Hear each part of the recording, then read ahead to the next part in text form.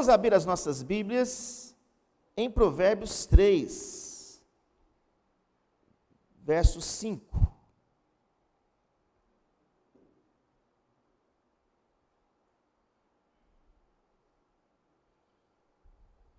Provérbios capítulo 3, do verso 5 até o verso 10.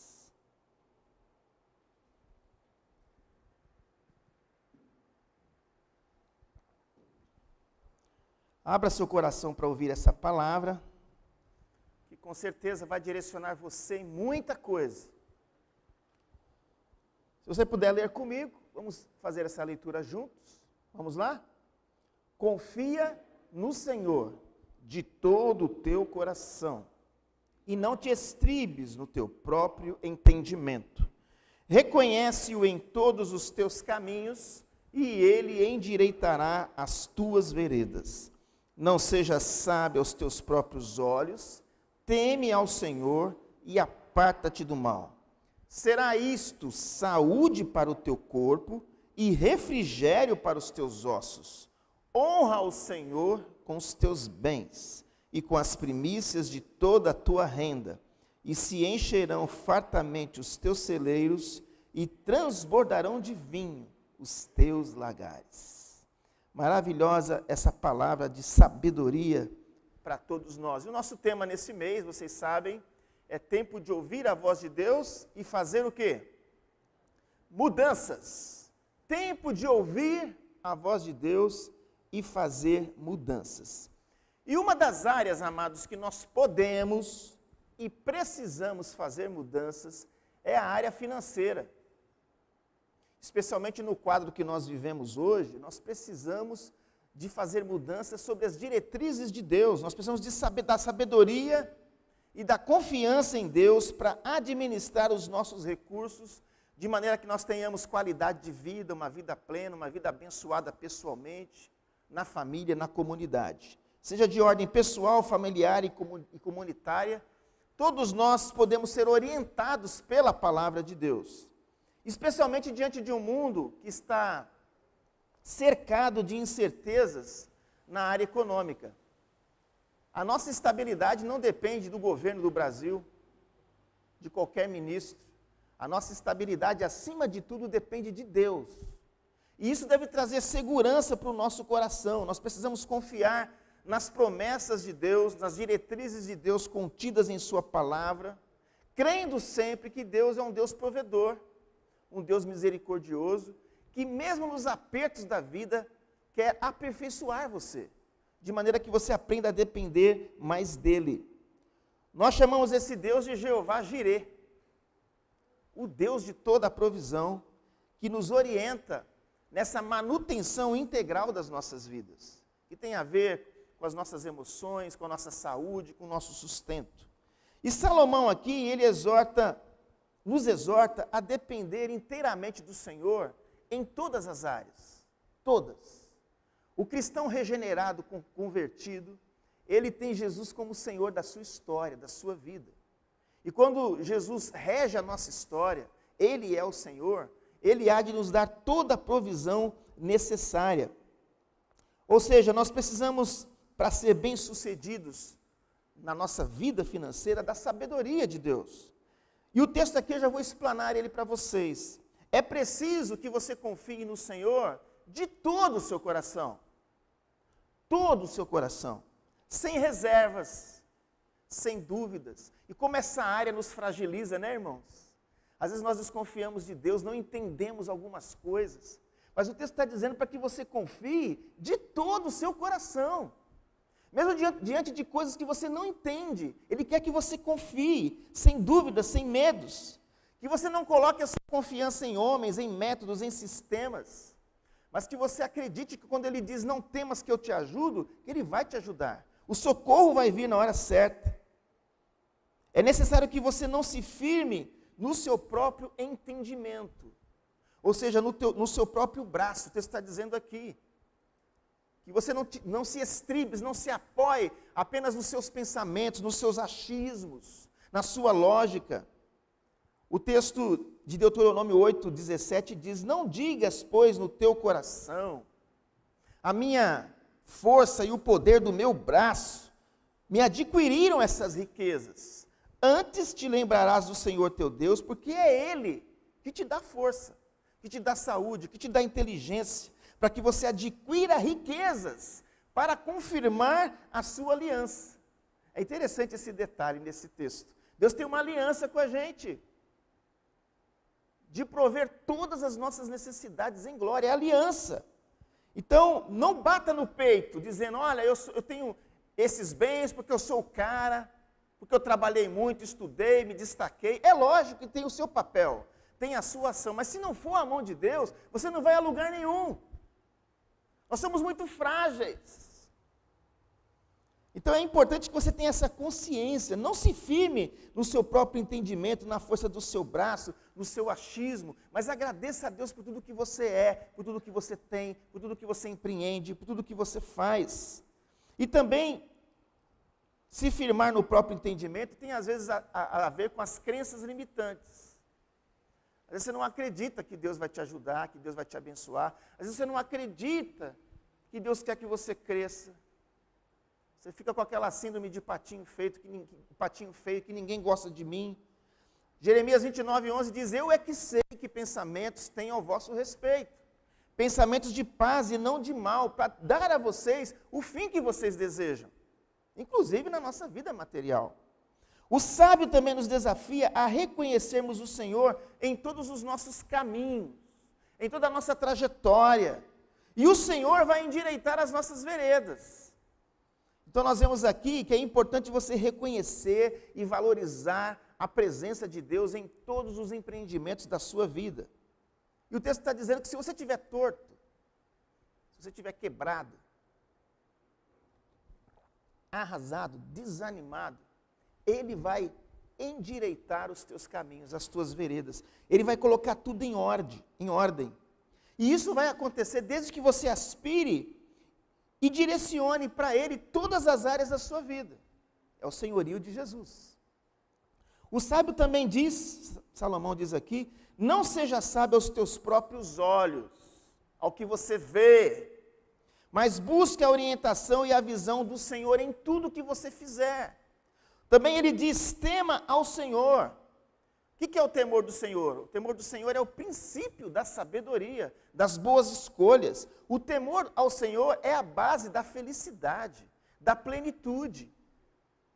Inclusive o Salmo 128 diz isso, feliz o homem e a mulher que teme ao Senhor, porque do trabalho de tuas mãos comerás, feliz será e tudo lhe irá bem. Tema ao Senhor e aparta-te do mal, isso é muito importante. Se você teme ao Senhor de fato, você vai fugir da maldade, da malícia, inclusive na área financeira. Você vai fugir do endividamento, porque Deus vai te dar sabedoria para administrar seus recursos. Às vezes o que os nossos olhos veem não estão compactados com o coração, aí você erra, você peca, você exagera. Então fuja da aparência do mal, no endividamento, do laço de ser fiador, da trapaça, da fraude, do ganho imerecido, da preguiça.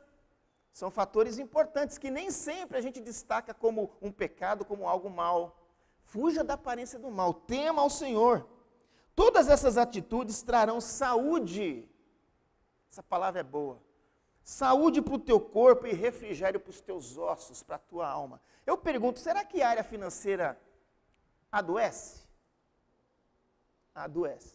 Tem gente que não dorme, tem gente que fica estressado, tem gente que infarta, tem gente que se separa, porque não há harmonia dentro de casa na administração do dinheiro, dos recursos. Então, se nós observarmos todos esses princípios da Escritura, haverá saúde. Saúde financeira, saúde mental, saúde familiar, saúde até física. Percebam que o sábio nos inclina a devotar toda a nossa vida para Deus, confiando, reconhecendo, se submetendo a Ele, não indo pelo que a gente pensa, temendo, fugindo do mal e também honrando ao Senhor. Honrando ao Senhor com os nossos bens. O verso 9 diz, honra ao Senhor com os teus bens e com as primícias de toda a tua renda. E se encherão fartamente os teus celeiros e transbordarão de vinho os teus lagares. Essa é uma perspectiva de crescimento bíblica, que não acontece por meio de troca, de permuta com Deus, mas que acontece pela grande fidelidade dele conosco. Até mesmo nos momentos difíceis e estéreis da sua vida nessa área, quando você não estiver entendendo nada, se submeta. Faz o que o texto está dizendo. Porque Deus, na hora certa, vai intervir na sua vida. E diante disso, eu queria colocar para nós aqui, tomando como base o verso 9, posturas que honram a Deus e podem mudar de uma forma estratégica a nossa vida financeira. Mas eu pergunto primeiro, o que significa honrar alguém? Imagine se você for honrar alguém. Que sentimentos permeiam o seu coração quando você quer honrar alguém? Primeiro, você ama essa pessoa, você respeita, você tem admiração, você tem o carinho e o prazer de fazer algo que a honre. Então, honrar implica em respeitar, dignificar, priorizar, celebrar. Isso é honrar. E aí vem uma pergunta boa: você tem honrado ao Senhor em tudo na sua vida? Inclusive na sua vida financeira? Se Ele é o Senhor da sua vida, se Ele é o dono da sua vida, se Ele é o dono dos teus recursos. 1 Coríntios 10, 31 diz: quer comais, quer bebais, ou façais qualquer outra coisa, façam tudo para a glória de Deus. Então esse ensino do senhorio de Cristo, queridos, ele é muito importante.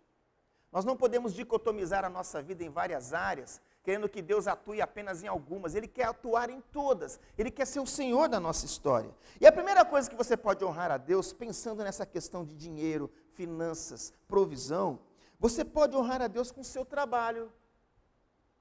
Preste atenção. Honre a Deus com o seu trabalho. Dê o seu melhor. Quando você não dá o melhor do seu trabalho, você não está honrando a Deus. Porque tudo o que fazemos não é para a glória dele. E a coisa que nós mais fazemos na semana é o trabalho. O trabalho ocupa uma forma abrangente da nossa agenda. A Bíblia diz que o homem e a mulher que teme ao Senhor e anda nos seus caminhos com o trabalho de tuas mãos. Então não vai cair do céu de graça. É o teu trabalho. É a tua competência. É a tua vocação. É aquilo que Ele te deu. Você vai ser feliz e tudo lhe irá bem.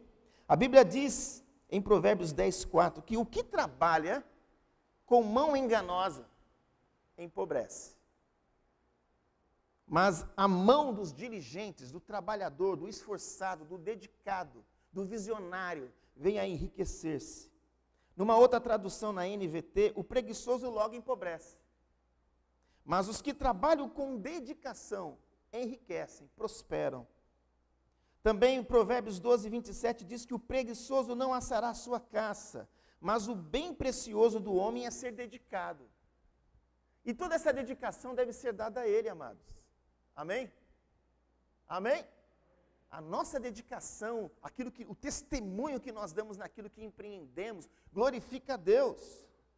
E o trabalho foi delegado ao ser humano, presta atenção, antes da queda, antes dos nossos pais pecarem, já havia trabalho. É mesmo, pastor? É. Gênesis 2,15 diz: tomou, pois, o Senhor Deus o homem e o colocou no jardim do Éden. Para quê? Para cultivar e o guardar. Isso é trabalho. Ele tinha que cuidar, cultivar e guardar, era um trabalho. E era um trabalho feito com prazer, que trazia o sustento para Adão e Eva e para a sua descendência. É o que nós chamamos de um mandato cultural que Deus deu para todos nós. Mas depois da queda, o que aconteceu com o trabalho? Veio a fadiga, veio o cansaço. Diz o texto em Gênesis 3,17, maldita é a terra por tua causa, e em fadigas obterá delas o sustento durante os dias da tua vida. Estão entendendo porque a fadiga, o cansaço?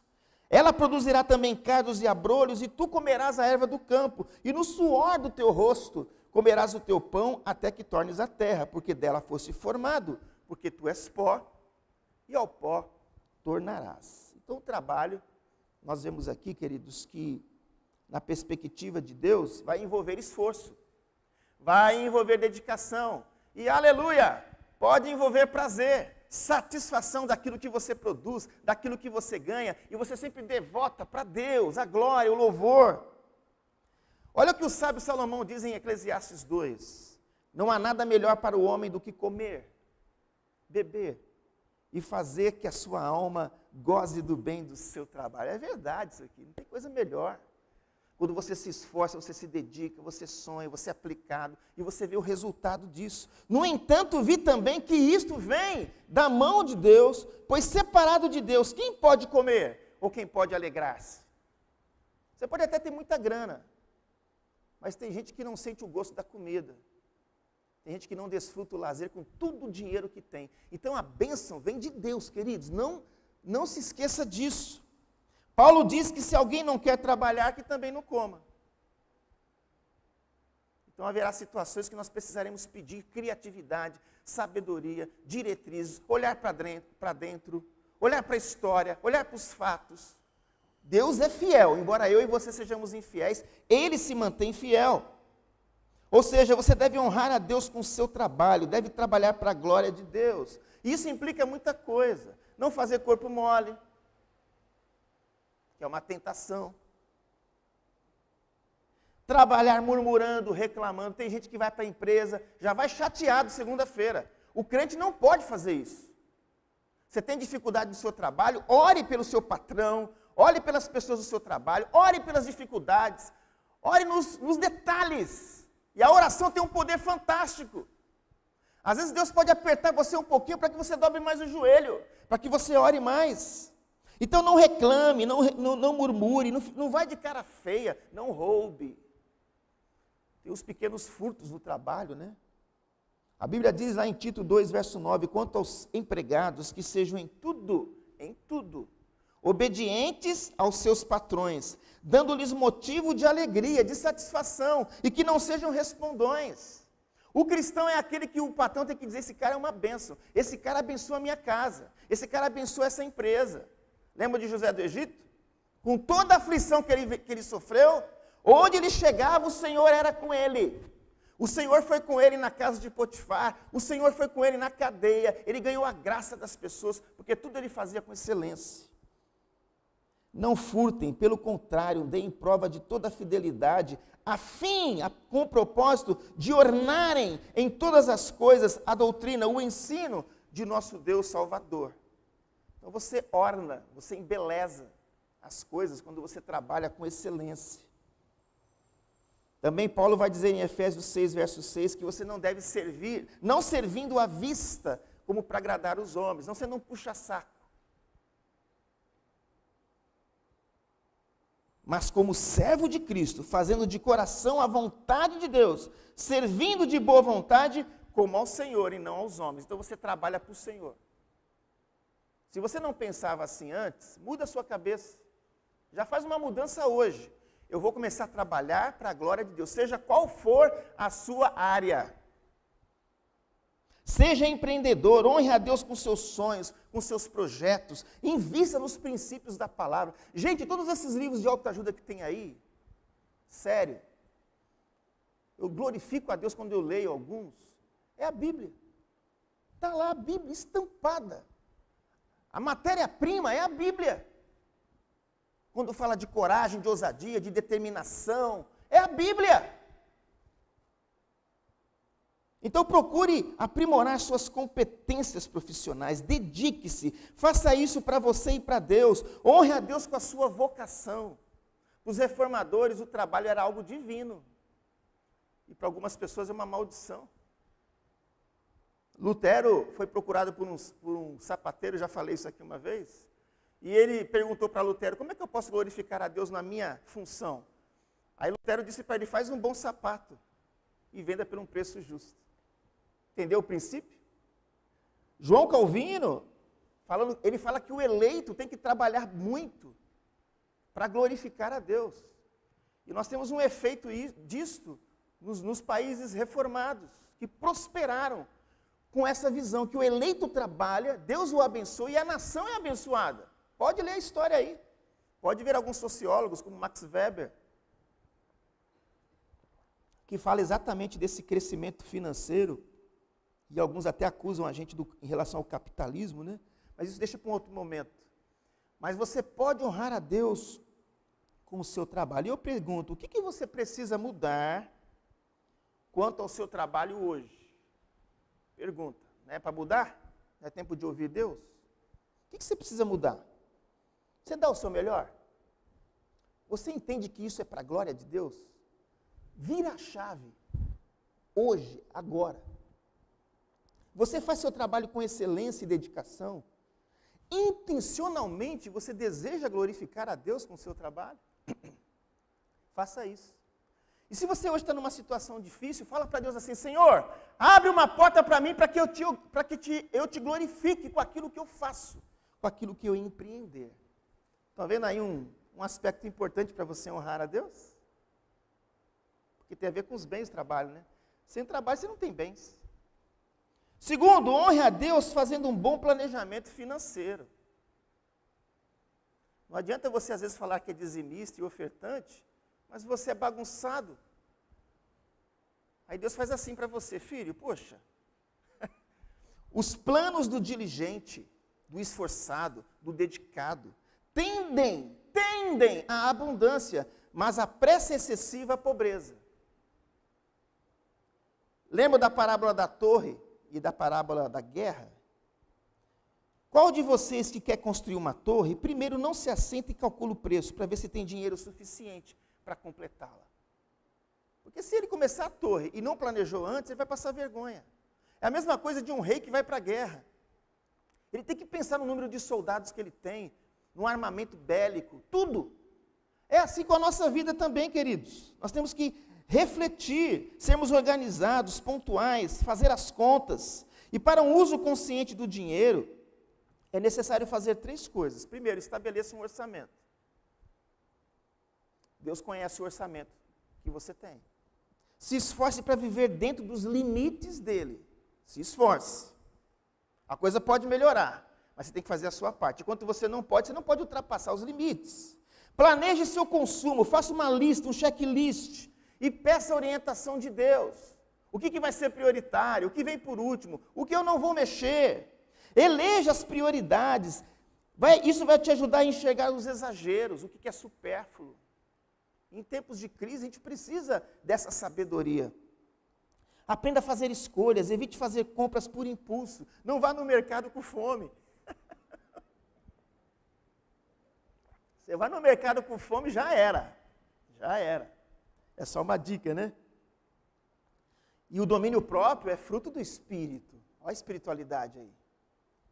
Sempre que for fazer compras, planeje antes o que vai consumir e quanto poderá gastar.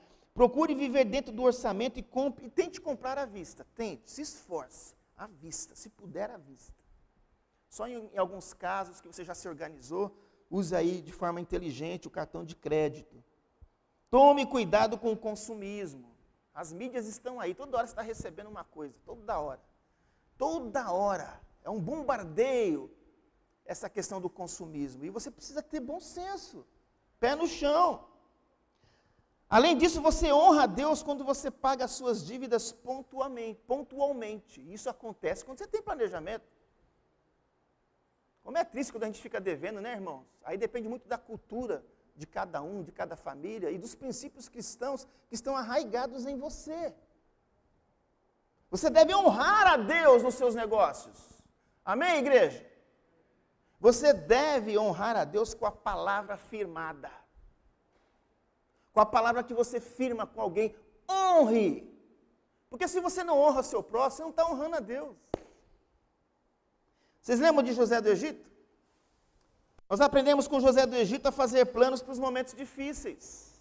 Planos para os momentos difíceis. Não é só quando tudo está bem, eu vou comprar aquilo, eu estou feliz, alegre, porque eu tenho dinheiro no bolso. E se eu não tiver amanhã? Eu planejei? Vocês lembram do sonho do faraó? Das 7 vacas gordas, das 7 espigas cheias, onde as 7 vacas magras e as esfirras miúdas devoraram tudo. Aí José revela que vai ter 7 anos de fartura e 7 anos de fome. O que José faz? José manda guardar 1/5 de toda a produção, Ou seja, 20% da produção nos 7 anos de quê? De fartura. Então, se a coisa está boa para você, pega aí 10%, 20%, está sobrando, guarda, guarda, guarda. Porque quando vier o tempo difícil, você vai seguir o exemplo das formigas. As formigas, povo sem força, todavia no verão preparam a sua comida. Seja uma formiga. Quando o inverno chegar, você está ali, ó, tranquilo. Eu pergunto, o que você precisa mudar em seu planejamento financeiro neste ano? O que você precisa mudar se uma das formas de você honrar a Deus é planejar? Conversa com a mulher, com o marido, com os filhos, faz uma reunião e se prenda às promessas de Deus. Isso vai te abençoar de uma forma extraordinária. Acredite. Terceira forma de você honrar a Deus, honre a Deus economizando. Olha o que diz Provérbios 21, 20. Tesouro desejável e azeite há na casa do sábio, mas o homem insensato o devora, o despreza. Tesouro desejável e azeite há na casa do sábio, mas o homem insensato o devora, ou seja, desperdiça. Desperdiça. Tome cuidado com o desperdício. Vigie, crie o hábito de não entrar em qualquer despesa por entrar. Procure ter uma reserva mensal, por pequena que seja. Administre bem seus bens, suas receitas, faz um planejamento financeiro para guardar algo. Eu me lembro uma vez que o presbítero Noé disse para mim, falando sobre finanças, que quando o seu filho Lucas nasceu, ele começou a depositar R$50 na poupança dele. Faz as contas aí quando o garoto tiver 18 anos. Acho que até casou já o Lucas. É uma estratégia, é pouquinho, né? Mas mês a mês, vai acumulando. É uma estratégia, é um princípio, é uma disciplina. Para ter sobra no seu caixa, considere algumas coisas. Primeiro, coloque metas para um gasto variável. Enxugue. Avalie os gastos. Todo final de ano vai ver aí a sua net, se vale a pena continuar com ela. Se você pode mudar, se você pode negociar. São princípios. Água, luz, fone, se a coisa está apertando, converse com o pessoal em casa, para maneirar. Planeje as despesas supérfluas. Tome cuidado com a armadilha do consumismo que você compra por impulso, por sedução. Às vezes você quer mostrar para alguém algo de uma pessoa que você nem conhece. Então tome cuidado com isso, porque isso às vezes envolve o nosso coração é enganoso, ele é corrupto. Planeje as despesas supérfluas. Comprar por impulso é um perigo. Vigie sempre se não há desperdício nos seus gastos. Aprenda a separar aquilo que você precisa daquilo que você quer. Eu não estou dizendo com isso que você não deve crescer, mas você vai crescer se você tiver essas bases. Isso vai dar condição para que você cresça. E lembre-se, guardar muito ou consumir tudo demonstra a falta de sabedoria. É os dois extremos. Tem gente que guarda demais e morre e fica tudo aí. Então tem que ter sabedoria. É preciso usufruir hoje, aleluia, e prevenir para amanhã. É o conceito bíblico de sapiência e de sabedoria. Pergunta, o que você precisa mudar na sua vida, neste novo ano, para guardar mais e ser mais previdente? O que você tem que fazer? Será que Deus se preocupa comigo, pastor, com isso? Mas é lógico que Ele se preocupa. Quer ver um assunto que a Bíblia fala muito? É dinheiro. E é um assunto altamente espiritual. Não dicotomize isso. Não dicotomize. Quarto, honre a Deus abençoando pessoas com seu dinheiro. A Bíblia tem várias promessas para aqueles que socorrem o próximo. Inclusive, o segundo mandamento qual é? Amar o próximo como a si mesmo. Comece socorrendo as pessoas da sua própria casa e os domésticos na fé. Essa é a linha de prioridades. 1 Timóteo 5,8 diz, ora, se alguém não tem cuidado dos seus, e especialmente dos da própria casa, tem negado a fé e é pior que o descrente. Então, pai e mãe, a missão dele é cuidar dos filhos. é ensiná-los e discipliná-los para que eles se tornem amanhã independentes, interdependentes. Às vezes você vai ter que abençoar no futuro, filhos, os seus pais. A Bíblia diz que feliz o homem que enche deles a sua aljava, né? Quando vier o inimigo à porta, os filhos vão proteger, os filhos vão guardar. Então, filhão, vai estudando e trabalhando, porque na velhice dos seus pais você vai guardar e cuidar deles. Então, se você não cuida dos seus e da sua casa, você tem negado a fé. Você não está honrando a Deus. Estão entendendo? E Gálatas 6, verso 9 diz, não nos cansemos de fazer o bem, porque ao seu tempo ceifaremos se não desfalecermos. Por isso, enquanto tivermos oportunidade, façamos o bem a todos, mas principalmente aos da família da fé. E louvado seja Deus, porque a gente tem uma junta diaconal na igreja, porque nós temos diáconos e diaconisas, entre aspas, leigos, pessoas que têm essa percepção. Eu já vi isso acontecer muito em pequeno grupo, né? As pessoas ficam de olho e às vezes tem aquela coisa espiritual mesmo. Fulano tem uma sensibilidade que o outro está passando por uma dificuldade, vai lá e ajuda, e vai lá e socorre. Às vezes Deus até te prova, né? Deixa você passar um tempo ali na dureza, ninguém lembra de mim, Deus na hora certa Ele vai levantar pessoas para isso. Também é importante que nós sejamos sensíveis aos pobres, misericordiosos, e que você estabeleça critérios para fazer isso. Porque tem muita gente hoje que usa da pobreza de uma forma terrível.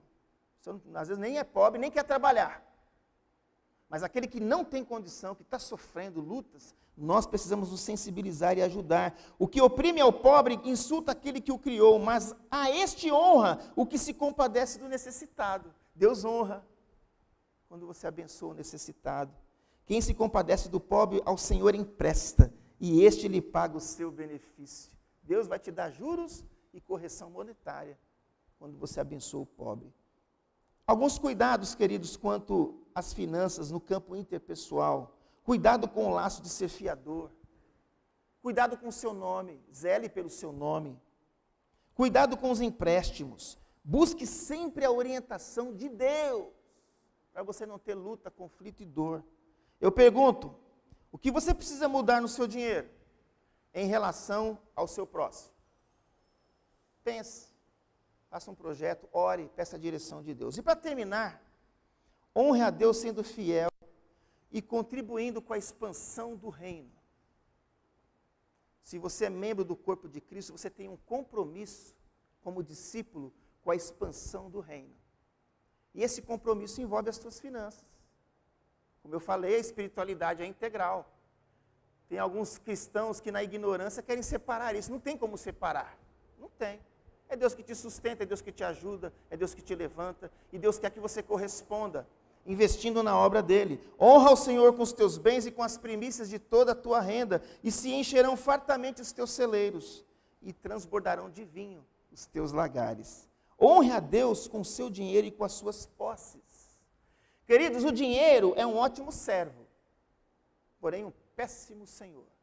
Se o dinheiro se assenhorar da sua vida, você está perdido. Você vai perder relacionamento, você vai perder saúde, você vai perder um monte de coisa. A Bíblia diz que o amor ao dinheiro é a raiz de todos os males. Temos que tomar cuidado com a sorte da ganância. E temos que entender que Deus é que nos dá condições para adquirir bens. Então o que eu vou falar serve para ímpio e para crente. Tome cuidado com o orgulho.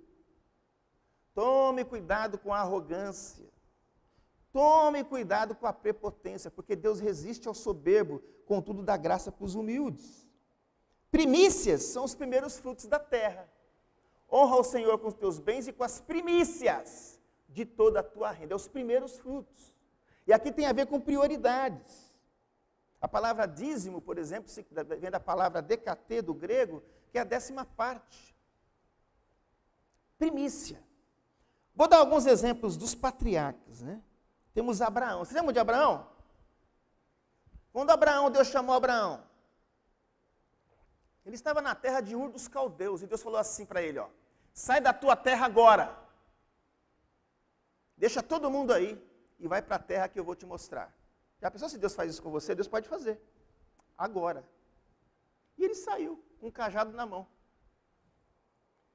E olha o que diz o texto de Gênesis, capítulo 14. Melquisedeque, rei de Salém, trouxe pão e vinho, era sacerdote do Deus Altíssimo, e abençoou ele a Abraão, dizendo: bendito seja Abraão pelo Deus Altíssimo, que possui os céus e a terra, e bendito seja o Deus Altíssimo, que entregou os teus inimigos nas tuas mãos. E de tudo lhe deu a Abraão o dízimo. Tem já uma bênção adiantada para Abraão. E nesse percurso todo, quando ele vai prosperar, ele tem essa convicção, queridos. Ou seja, Abraão saiu de Ur sem nada. E se você ler a história de Abraão, as provas que ele passou, este homem prosperou. E prosperar aqui, quero deixar muito claro, não quer dizer que você ficar milionário. Você tem uma vida legal, você poder comer, beber, estar com a sua família, ter lazer, isso é prosperidade. A essência de uma pessoa não consiste nos bens que ela possui. Estão entendendo isso? Deixar isso aqui bem claro, para ninguém falar que o pastor está falando de teologia da prosperidade. A prosperidade bíblica que nos é apresentada aqui. Temos o exemplo do neto de Abraão. O Isaac seguiu o mesmo caminho, o filho de Abraão, e o neto de Abraão, Jacó. Quem era Jacó, gente? Não era um enganador? Para você aí que tem um sentimento de culpa, eu acho que eu não vou crescer, eu acho que Deus não vai me abençoar, porque eu já errei tanto, eu falhei. Para com isso, querido. O sangue de Jesus te purifica de todo pecado. O Jacó era um enganador, nasceu pegando no pé do irmão. Enganou o irmão, enganou o pai, enganou todo mundo. Depois foi enganado, né? É a lei do bumerangue, voltou para ele, né? Foi enganado, trabalhou 14 anos pela Raquel. Isso que é amor, hein, gente? E aí, ô jovem que está aqui, você trabalharia 14 anos por uma princesa? O Jacó fez isso. E foi enganado 10 vezes pelo seu sogro. O sogro dele aprontou com ele, roubou, mudou o salário. Mas olha que interessante, o Jacó, o enganador, Deus o honrou. Deus o honrou. Presta atenção, Gênesis 31, presta atenção, verso 11. E o anjo de Deus me disse em sonho: Jacó, eu respondi: eis-me aqui. E ele continuou: levanta agora os olhos e vê que todos os machos que cobrem o rebanho são listados, salpicados e malhados, porque vejo tudo que Labão te está fazendo. Você está reclamando do patrão, né? Você está reclamando da empresa. Deus está vendo. Deus está vendo. Eu sou o Deus de Betel, onde ungiste uma coluna, onde me fizeste um voto. Presta atenção, igreja. Levanta-te agora e sai dessa terra e volta para a terra da tua parentela. Sabe o que aconteceu aqui? Virou o jogo. Deus virou o jogo na vida do Jacó, porque o rebanho, ele fez um combinado lá com o Labão, que os machos listados, salpicados e malhados seriam do Jacó. Aí ele tinha uma superstição lá, que ele cortava uma árvore, colocava na hora que os animais estavam parindo, né? Essa era a superstição do Jacó. Mas e a ação de Deus? Foi Deus que controlou a estrutura genética dos animais, multiplicou as ovelhas, bodes e cabras e aumentou a riqueza de Jacó. Foi Deus, não foi a simpatia de Jacó. E notem aqui que Jacó fez um voto quando ele estava fugindo de quem? Do Esaú, lembram? Fugiu para a casa do tio, e lá ele ia conhecer as suas mulheres, mas no caminho ele teve uma visão de anjo subindo e descendo uma escada, e ali ele fez um voto: se o Senhor for comigo e me abençoar, de tudo eu te darei o dízimo. Estava que nem o vô, com um cajado na mão. E ele prosperou a despeito dos seus erros, porque Deus restaurou Jacó, inclusive mudando o seu nome. Então essa promessa do texto de Provérbios, amados, é fantástica. E se encherão fartamente os teus celeiros e transbordarão de vinho os teus lagares. Deus cumpre a sua palavra na proporção que Ele quer distribuir para cada um dos seus filhos. Nem sempre vai ser igual para os filhos. Aí envolve muito também a tua responsabilidade, as tuas competências, o teu esforço, a tua submissão a Deus, tudo isso envolve essa questão. Malaquias 3,10 diz: trazei os dízimos à casa do tesouro, para que haja mantimento na minha casa, e provai-me nisso, diz o Senhor, dos exércitos, se eu não vos abrir as janelas do céu e não derramar sobre vocês bênção sem medida. Uma frase interessante: contribua de acordo com a sua renda, para que Deus não torne a sua renda de acordo com a sua contribuição. Vou repetir: contribua de acordo com a sua renda, para que Deus não torne a sua renda de acordo com a sua contribuição. É como o pastor Fábio diz muitas vezes aqui: ore para que Deus aumente seus dízimos. Você pode fazer isso, é legítimo. Você pode trabalhar e ganhar mais, qual o problema? Mas faça isso observando os princípios da palavra de Deus. Quando você honra o Senhor, você demonstra, quando você honra o Senhor com seus bens, você demonstra conversão, você demonstra um espírito adorador, você demonstra reconhecimento da grandeza e do cuidado dele na sua vida. E a última pergunta: mudanças, né? Você tem sido fiel na entrega dos seus dízimos e ofertas como cristão? Você se alegra em fazer isso? Você deseja mesmo honrar? Isso aqui, eu quero te honrar, Senhor, com isso. Esse é o espírito. Essa deve ser a motivação da nossa contribuição. Vamos orar? Queria já chamar o presbítero Walter para que viesse aqui. Nós vamos orar nesse momento, pedindo por tudo isso. Que a palavra de Deus nessa manhã não se perca. Amém, igreja? Amém, igreja? Não se perca. Isso aqui é palavra de Deus. Deus pode fazer infinitamente mais de tudo quanto pedimos ou pensamos, conforme o seu poder que opera em nós. De repente você está aqui nessa assembleia hoje, nesse culto triste, abatido nessa área. E amanhã Deus pode levantar seu rosto com um grande sorriso na internalização desses princípios. Vamos ficar em pé, queridos, e vamos orar?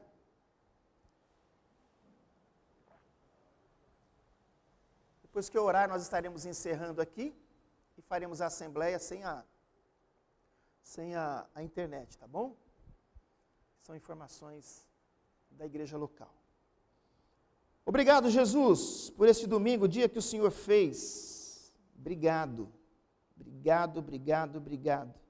Obrigado pelas bênçãos, obrigado pela bênção especial, maior de todas, que é a salvação em Cristo Jesus.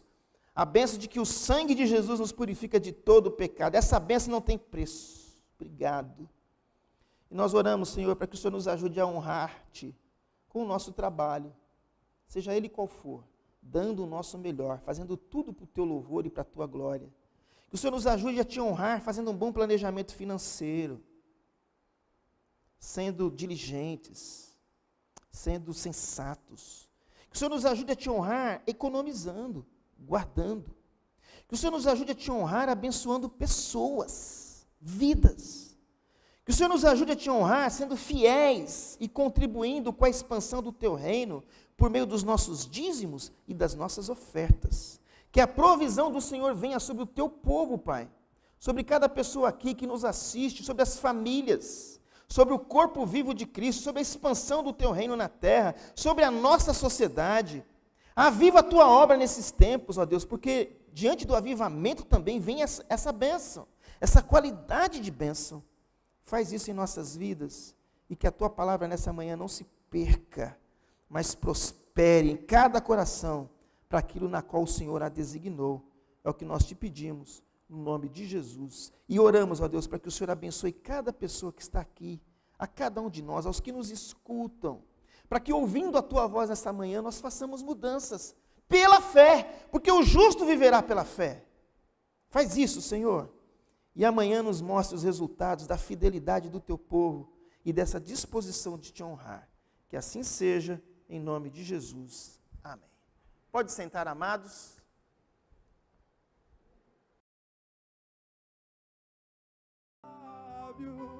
Te louvo, ó meu Rei, debaixo de tuas asas encontro a vida.